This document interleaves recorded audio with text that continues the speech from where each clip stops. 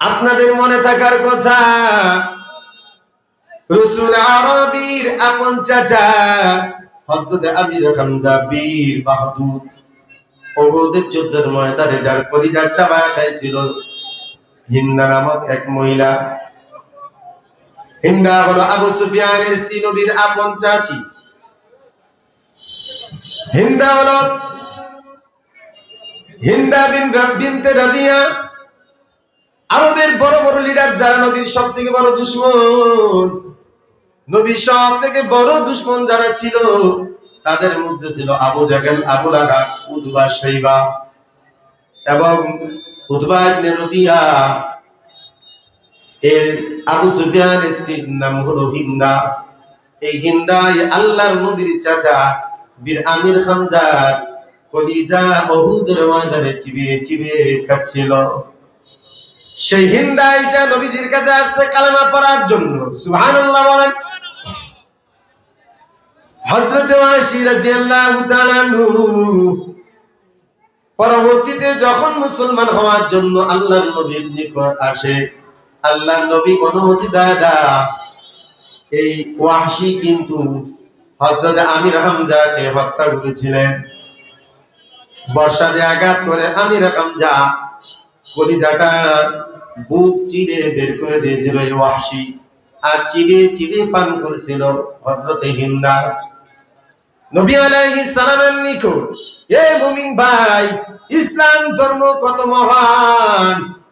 ইসলাম ধর্ম এমন একটা ধর্ম, শেষ জীবনে আয়েশাও কোন ইহুদি, নাসারা, কোন বৌদ্ধ, কোন ব্রাহ্মণ যদি একবার কালেমা পড়ে দেয়, পেছনের জিন্দেগির তামাম গুনাহ আল্লাহ তাআলা মাফ করে দেয়।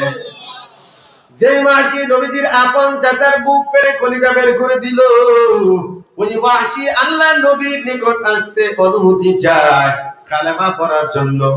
আল্লাহ নবী রাগ কইরা অনুমতি দেয় না।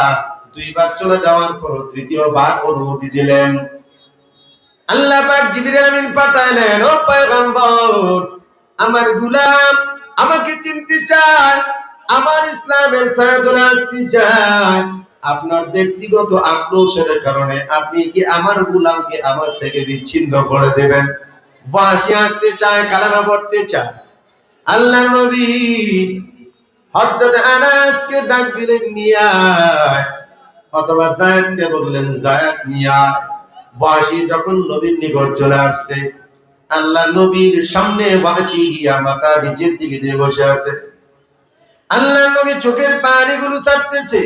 ওয়াহশীর চেহারা দেখার পর আল্লাহ নবীর মনে হয়ে গেছে আপন চাচা বীর আমির হামজা জিন্দা যখন ছিল নবীর কত উপকার করছিল, ওই চাচা হযরত রাসূলের বডিগার্ড পর্যন্ত ছিল।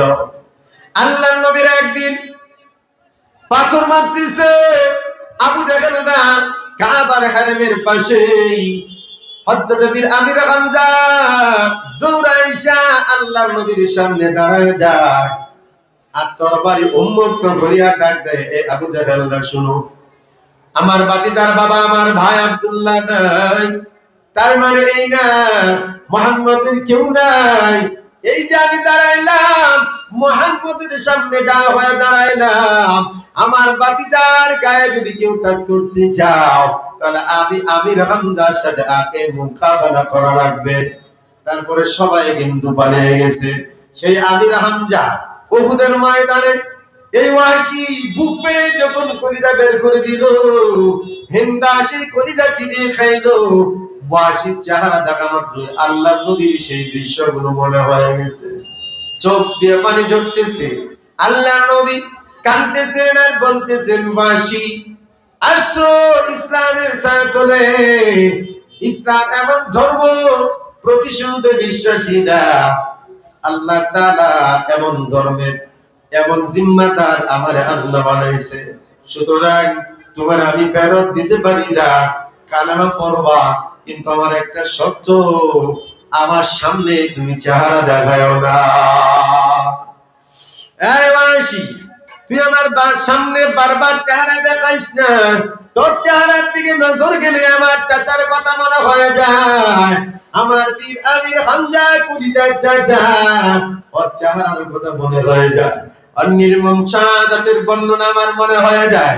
এই ওয়াসি কালেমা পড়ায় দিচ্ছি, মুসলমান হয়ে যা, সৌদির জিন্দেগি তামাম গুনাহ আল্লাহ তাআলা মাফ করে দিবেন। জোরে বলেন সুবহানাল্লাহ।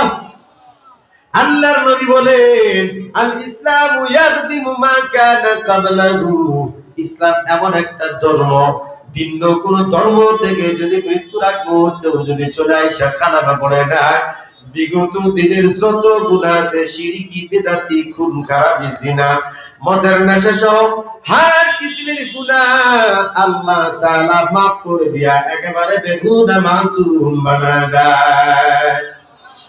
চিন্তা করিয়া দেখেন, ওয়াহশীর মতো জালেম নবীর চাচা পীর আমির হামজার বুক ফেরে কলিজা বের করে দিয়েছিল, তাকেও কালেমা পড়ানোর জন্য আল্লাহ বলছেন সুবহানাল্লাহ। রাসূল আরবি কালেমা পড়ায় মুসলমান বানায় দিলে, হযরত ওয়াহশী চোখের পানি ছেড়ে ছেড়ে কান্দে, আল্লাহ নবীর চেহারার দিকে তাকানোর সাহস পায় না, মাথা নিচের দিকে দিয়া চোখের পানি ছেড়ে কান্দে। আল্লাহ নবীও কাঁদতেছেন। রাসূল আরবি যখন বলছেন ওয়াহশী চেহারা দেখাইবি না, ওয়াহশী তখন আরো চোখের পানি বেশি করে ছাড়ে। আর রাসূল আরবির ডাক দিয়া কও, পয়গম্বর জানি আমার দ্বারা বড় গুনাহ হয়ে গেছে, কিন্তু আপনার কাছে একটা বিষয় জানতে চাই, আমি যদি কালেমা পড়ে যদি ইসলাম ধর্ম গ্রহণ করি, আল্লাহ তাআলা কি আমার পিছনের গুনাহ মাফ করবে? আল্লাহর নবী বলেন, ওয়াহশী ইসলাম তোর সকল গুনাহ মাফ করে দিবে ঠিক, কিন্তু আমার কলিজা থেকে এখনো পর্যন্ত আমার চাচা হারানোর বেদনা কিন্তু যায় না। হযরত ওয়াহশী বলেন, পয়গম্বর এতদিন পর্যন্ত ইসলামের বিরুদ্ধে গিয়া, আপনার বিরুদ্ধে গিয়া, সাহাবীদের বিরুদ্ধে গিয়া, আল্লাহর বিরুদ্ধে গিয়া তরবারি ধরছি, ওয়াদা করলাম ইন্তেকালের আগ পর্যন্ত আমি এখন ইসলামের পক্ষে বেঈমানদের বিরুদ্ধে তরবারি পরিচালনা করব। জোরে বলুন সুবহানাল্লাহ। এই ছিল আমির হামজার শাহাদাতের কারণের এক নাম্বার, এই যে ওয়াহশী যে কিনা নবীর চাচার বুক ফেলে দিয়েছিল। 2 নাম্বার,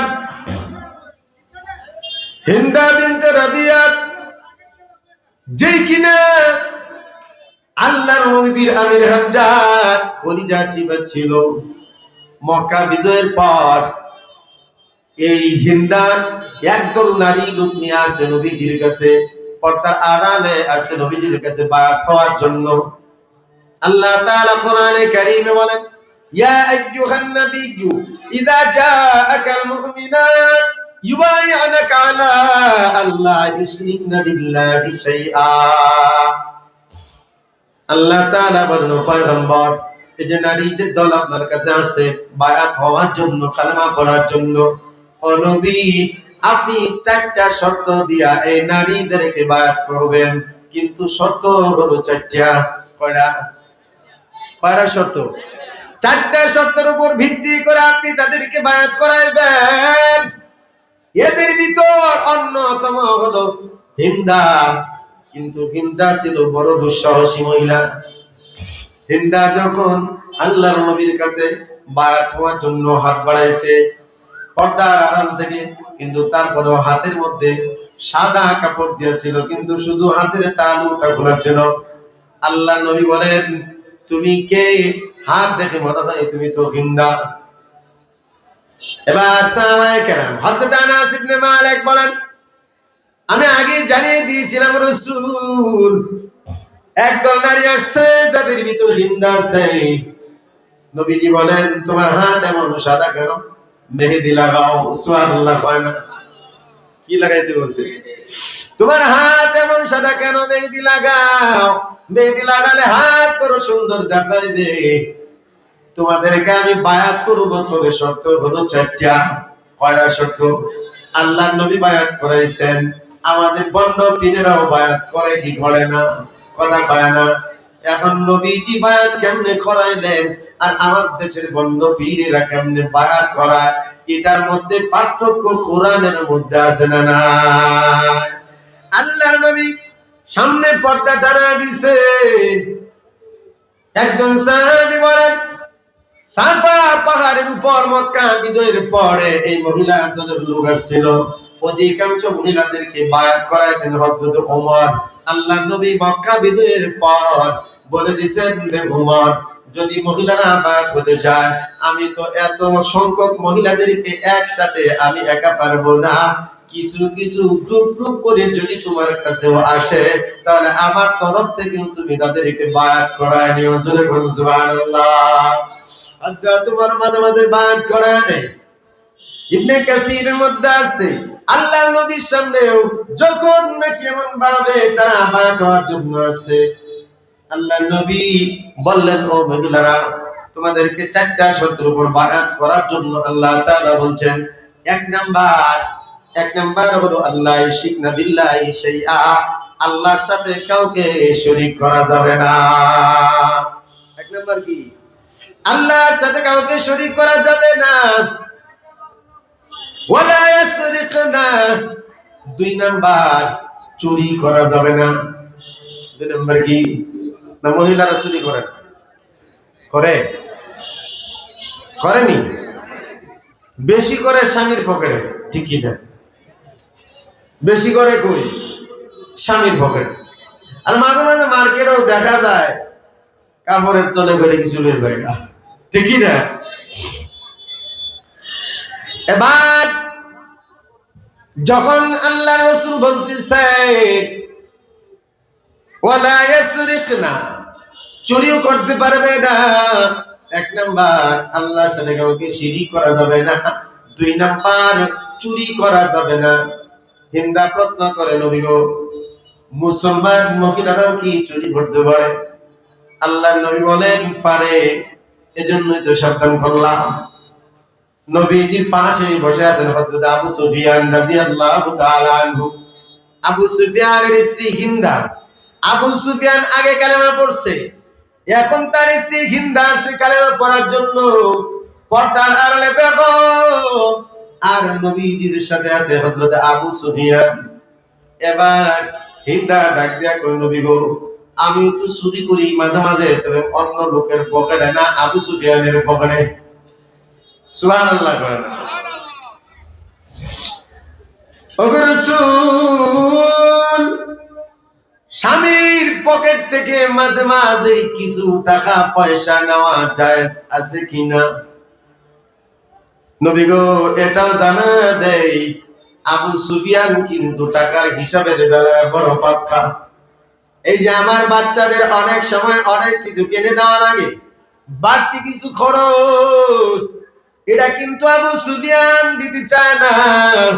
নবী গো, এজন্য আমার কাছেই তো সন্তানরা ঘুরে, আমি স্বামীর পকেট থেকে আলাদা কইরা কিছু টাকা নিয়ে সন্তানদের চাহিদা মিটাই। ও নবী, আবার আপনি অনুমতি দেন আমার স্বামীর পকেট থেকে টাকা মাইরা আমার সন্তানের পিছনে খরচ করা আমার জন্য জায়েজ হবে কি হবে না? আবু সুফিয়ানও শুনতেছে। আবু সুফিয়ানে আগেই কয়, হুজুরের নবীজি মাসলা দেওয়ার আগেই বলতেছে, কয়, যাও, তোমার একেবারে মরণ পর্যন্ত তোমার অনুমতি দিয়ে দিলাম, আমার পকেট যা মারতাম। সুবহানাল্লাহ। হযরত আবু সুফিয়ান বলেন, রে হিন্দা, আমি তোমার স্বামী, নবীজি কি মাসলা বলবেন সেটা আমি জানি না, কিন্তু স্বামী হিসেবে আমি তোমার বেগমকে তোমাকে অনুমতি দিলাম। তোমার যতটুকু টাকা প্রয়োজন সংসার চালাইতে গিয়া, যে টাকা লাগে, সন্তানের ভরণ পোষণে যা টাকা লাগে, আমার আর নতুন করে অনুমতি নেওয়া লাগবে না। আজকে অনুমতি দিয়ে দিলাম মরণ পর্যন্ত। জোরে বলেন সুবহানাল্লাহ। এবার আল্লাহর নবী বলেন, হে হিন্দা, স্বামীর পকেট থেকে যদি তুমি টাকা নাও, তবে স্বামীর সামর্থ্যের উপরও খেয়াল করা লাগবে, ঠিক না বেঠিক? স্বামী নতুন বেতন পাইছে মাত্র এই মাসের 10 তারিখ, বেতনে মাত্র 10,000, বেগম গিয়া পকেট থেকে নিয়ে 8,000 টাকা দিয়ে জামা কিনে লাইছে, তাহলে সংসার চালাবে কি দিয়া? কথা কয় না। এজন্য স্বামীর পকেট থেকে টাকা নিলেও সেটার জন্য আপনার কিন্তু পরিমাপ আছে না নাই? আপনার স্বামীর ইনকামিং কত, তার বেতন কত, সংসারে খরচ কি পরিমাণ লাগে, এজন্য সেই সামর্থ্য বুঝা আপনি স্বামীর পকেট থেকে নিতে পারবেন, তবে সেটা শুধু আপনার এই সংসারের খরচের জন্য। তবে সব থেকে উত্তম হলো অনুমতি নিয়ে নেওয়া। সুবহানাল্লাহ। অনুমতি ছাড়া তো স্বামীর পকেটের টাকা দান করাও জায়েজ নেই। কথা কয় না? অনুমতি ছাড়া স্বামীর পকেটের টাকা দান করাও নাই। অন্য কাউকে খাওয়ানো, আপনার টাকা দিয়ে আপনার বেগম পাড়া প্রতিবেশীকে খাওয়াবে আপনার অনুমতি ছাড়া, এটাও তার জন্য কি নাই? জায়েজ নাই। সুতরাং খুব হিসাব। এবার আমার আল্লাহর নবী বলেন, হিন্দা এটুকু মনে রাখো, যেটুকু তোমার প্রয়োজন সন্তানের লালন পালন করতে গিয়ে, যতটুকু তোমার খরচের প্রয়োজন, এটুকু যদি আবু সুফিয়ান না দেয়, তাহলে শুধুমাত্র সেই টাকাগুলো তুমি পকেট থেকে নিতে পারবা। তবে অনুমতি নিয়ে নিলে আরো ভালো। আর তো তোমার কোনো অসুবিধা নাই, আবু সুফিয়ান তো মরণ পর্যন্ত অনুমতি দিয়াই দিল। জোরে বলুন সুবহানাল্লাহ। তো ভাইরা আমার, বায়াতের চলাকালীন এক মহিলা আল্লাহর নবী বলেন, ও রাসূল, আমি অল্প সময়ের জন্য বায়াত হতে পারবো না। কেন? বলে, আমার উপর একটা ঋণ আছে। আরেক মহিলা, কেমন ঋণ? মহিলা ডাক দিয়া কয়, ও পয়গম্বর, আমার পরিবারের ভিতরে একজন মারা গিয়েছিল। ওই মহিলা আমার বাড়িতে এসে কান্না করেছিল, এবং সত্য ছিল তার বাড়িতে মারা গেলেও আমার গিয়া কান্না করে আসতে হবে। বুঝেন নাই? ইন্ডিয়া আছে এটা, টাকা দিয়া লোক ভাড়া করে মরা লাশের উপরে কান্না করা। ইন্ডিয়া আছে, হিন্দুস্তানে আছে, এখন আছে। মানে আপনার পরিবারে কেউ মারা গেছে, আপনি আর কতক্ষণ কাঁদবেন? ঠিক না?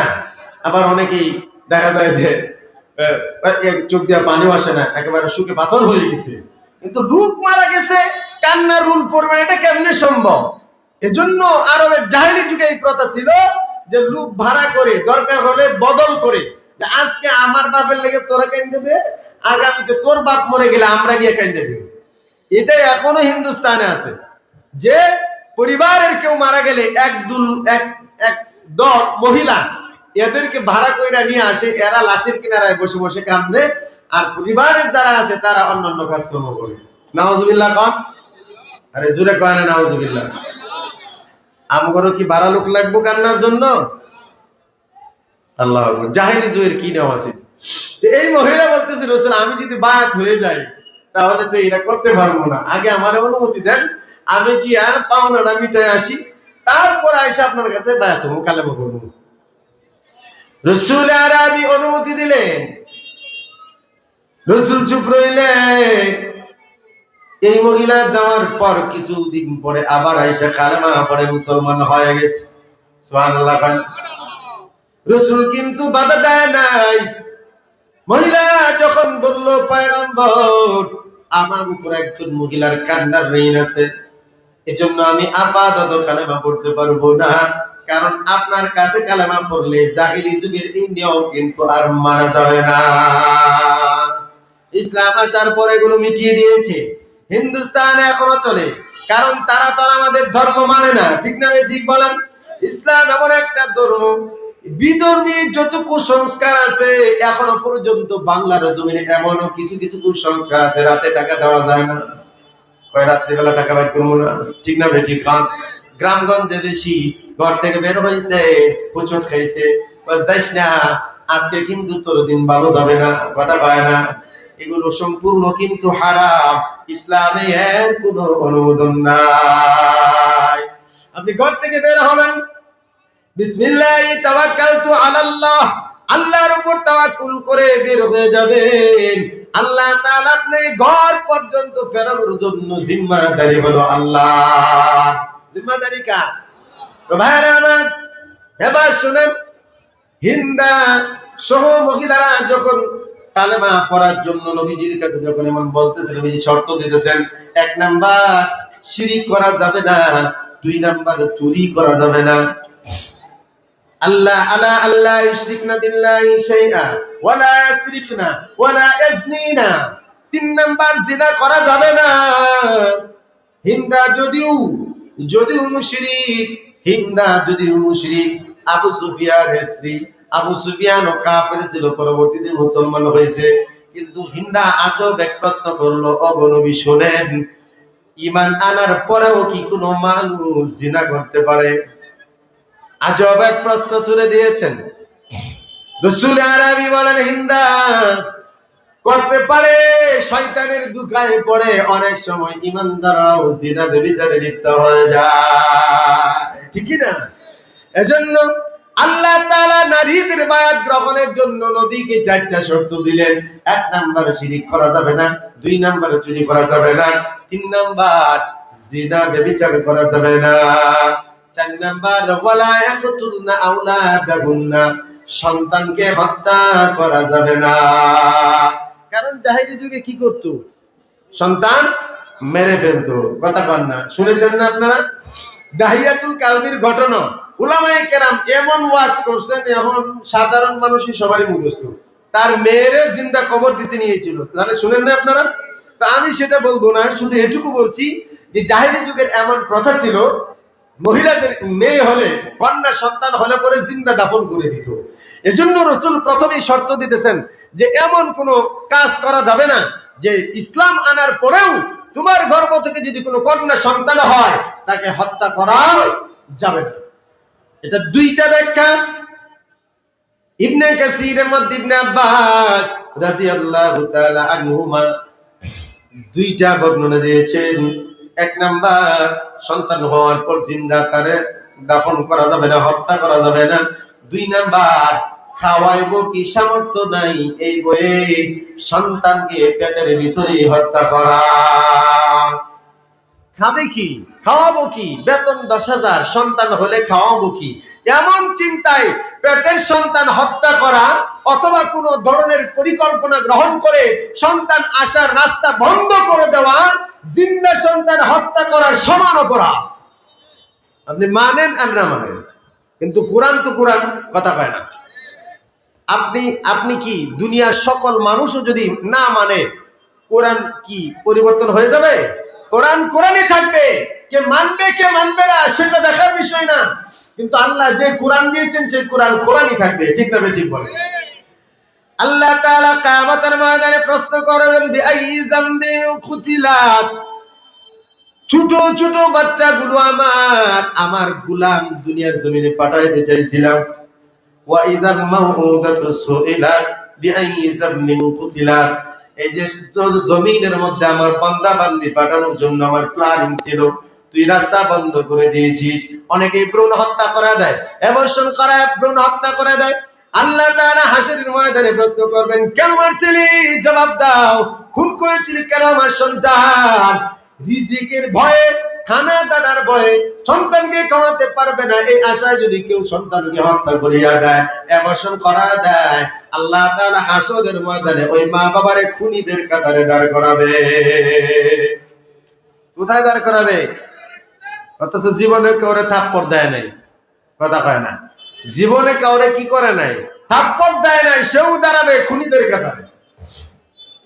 এজন্য আল্লাহ তাআলা বলেন, ওয়ালা ইয়াকতুলনা আওলাদাহুন্না ওয়ালা ইয়াকতুলনা আওলাদাহুন্না, সন্তানগুলোরে হত্যা করা যাবে না। মহিলাদেরকে আল্লাহ তাআলা বলছেন, স্বামীদের কথা এখানে বলে নেই, স্বামীদের কথা অন্য জায়গায় বলেছেন। ওয়া ইদাল মাউউদাতু সুইলাত বিআইয়ি যামবিন কুতিলাত, আল্লাহ তাআলা বলেন মহিলারা যেহেতু বায়াত হয়ে আসছে, মহিলাদেরও কিছু দায়িত্ব আছে। মহিলারা গর্ভের মধ্যে সন্তান ধারণ করে, সন্তান জন্মের ফ্যাক্টরি হলো মায়েদের পেট, এজন্যই তো মায়েদের এত দাম। আল্লাহ তাআলা বলেন, হামালাতু উম্মুহু ওয়াহানান আলা ওয়াহান, মহিলারাই, তোমাদের মায়েরাই কষ্টের পর কষ্ট করিয়া তোমাদেরকে গর্ভে ধারণ করে। এজন্য আল্লাহ তাআলা বলেন, ওয়ালা ইয়াকতুলনা আওলাদাহুন্না, যে তোমরা মহিলারা তারা তাদের সন্তানকে হত্যা করতে পারবে না। কয়টা হইল? 1 নাম্বার, শিরক করা যাবে না। 2 নাম্বার, চুরি করা যাবে না। 2 নাম্বার কি? চুরি করা যাবে না। 3 নাম্বার জিনা করা যাবে না। 4 নাম্বার সন্তান হত্যা করা যাবে না। আরেকটা শর্ত দিয়েছেন আল্লাহ, যে কারো বিরুদ্ধে অপপ্রচার, বুঝেন তো নাকি, তহমত লাগানো যাবে না। আর এটা সবচেয়ে বেশি করে কারা? মহিলারা। কথা কন না, এটা সবচেয়ে বেশি করে কারা? আপনার ফেসবুকে ভাইরাল করার দরকার নেই, খালি একজন মহিলার কাছে কোনো খবর বলে দিবেন, বুঝলেন নেই? কিছু মহিলা, সবাই না, আবার মা বোনেরা শুনলে মনে করবো যে হুজুরে খেলে আমরাই দুষ্ট আছে। মানে কিছু কিছু মহিলা এমন আছে যে পেটের ভিতরে যতক্ষণ পর্যন্ত এই কথা সাপ্লাই না দিবে ততক্ষণ পর্যন্ত ওর বাতই হজম হয় না। এই ঘর থেকে ওই ঘর, ওই ঘর থেকে ওই ঘর। আর এখন তো মাশাআল্লাহ হেলো আছে, অসুবিধা নাই, মিনিট 500 বইরা সেইরা একেবারে 14 গোষ্ঠীর খবর দিতেছে। ঠিকই না? আমি ঠিক কম। এখনকার সংসার ভাঙার পিছনে অন্যতম কারণ হলো হেলো। হেলো কইয়া বড় বোন রেখা পায়া দেয় জামাইয়ের বিরুদ্ধে, বায়া রেখা পায়া দেয় জামাইয়ের বিরুদ্ধে, তার নিজের বাবা রেখা পায়া দেয় স্বামীর বিরুদ্ধে। একটু তর্ক হয়েছে আর সাথে সাথে হেলো মারছে বাপের বাড়ি। কথা কম, সংসার আগুন লাগছে। আর আগে এগুলো ছিলও না, মাইর খাইছে, চিদানি খাইছে, লাত্তি খাইছে। হালের যে আগে যে হাল চাষ করতো, যে এত মোটা মোটা শলা লাঠি দিয়ে পিটাইছে, তারপরও বাপের বাড়ি যাওয়ার নাম লইছে না। আর এখন একটু যদি জোরে দমক দিয়ে একটা গালি দেয়, আগেই ব্যাগটা কই, কাপড় চোপড় গুছায় জামগা। কথা কন। এই 5টা শর্ত। এবার শুনেন আমার ভাইরা, বক্তা নিয়ে এসে হয়েছে, এবার মনোযোগ দিয়ে শুনেন গুরুত্বপূর্ণ কথা। এই শর্তগুলো দিয়ে আল্লাহ রাসূলকে আল্লাহ তাআলা বলেন, ইয়া আইয়ুহান নাবিয়্যু ইযা জাআকাল মুমিনাতু, মুমিনরা যখন আপনার কাছে আসবে, তারা যখন আপনার কাছে ইউবাইয়ানাকা, বায়াত হতে চাইবে, আপনি তাদেরকে এই শর্তগুলো দান করেন। এই শর্তের উপর ভিত্তি কইরা তাদেরকে বায়াত করবেন। এই মুমিন মহিলারা আসছিল, মুমিন মহিলার সাথে হিন্দাও কাফের ছিল। হিন্দাও কিন্তু বায়াত হয়েছিল আল্লাহর রাসূলের নিকট। শেষ বেলায় যখন সবাইকে বায়াত করে বিদায় করিয়া দেয়, তখন এক মহিলা আল্লাহর নবীর প্রশ্ন করে, এই জায়গাটা একটু মনোযোগ দেন। এক মহিলা প্রশ্ন করে, ও নবী, আপনার হাতে বায়াত হইলাম, আপনার হাতে কালেমা পড়লাম, আপনি দুজাহানের সর্দার নবী, আপনার জীবন দিয়ে ভালোবাসি, আপনাকে আমাদের জীবন থেকে প্রাণের থেকেও বেশি ভালোবাসি। ও নবী, আপনার সাথে যদি একটু মুসাফা করতাম। কি কয়? নবী গো, আপনারা জীবন দিয়ে ভালোবাসি, ও নবী, আপনারে প্রাণের থেকেও বেশি ভালোবাসি। নবী, বড় মন চায় আপনার হাতে হাত রেখে একটু মুসাফা করতাম। এটা কার না চায় মনে? কথা কয় না, কার মন না চায়? অনেক মানুষই তো চায় আলেমদের সাথে মুসাফা করার জন্য, ঠিক না? বিশেষ করে মাহফিল গুলোতে একটু পপুলার বক্তা যারা একটু বড় মাপের, তাদের সাথে মুসাফা করার জন্য মানুষ হুমড়ি খায়, একটা আরেকটার উপরে পড়ে যায়। ঠিক না? ঠিক বলে। মুসাফা করার জন্য মানুষ এত পাগল কেন? মুসাফা করার দ্বারা ইসলামী একটা শিয়ার, একজন আরেকজনের সাথে অহংকারিত্ব দূর হয়ে যায়, হিংসা দূর হয়ে যায়, মহব্বত বাড়ে, পরস্পরে হৃদ্যতা বাড়ে। কথা কয় না, আন্তরিকতা বাড়ে। এজন্য মুসাফা করতে হয়। আর রাসূল বলেছেন, আমার উম্মতের একজন আলেমের সাথে মুসাফা করা বনি ইসরাইলের নবীর সাথে মুসাফা করার সমান। সুবহানাল্লাহ। রাসূল আরবি বলেন, এ নারীদের দল, আমি পয়গম্বর মুহাম্মদ কোন নারীর সাথে মুসাফা করি না। সুবহানাল্লাহ।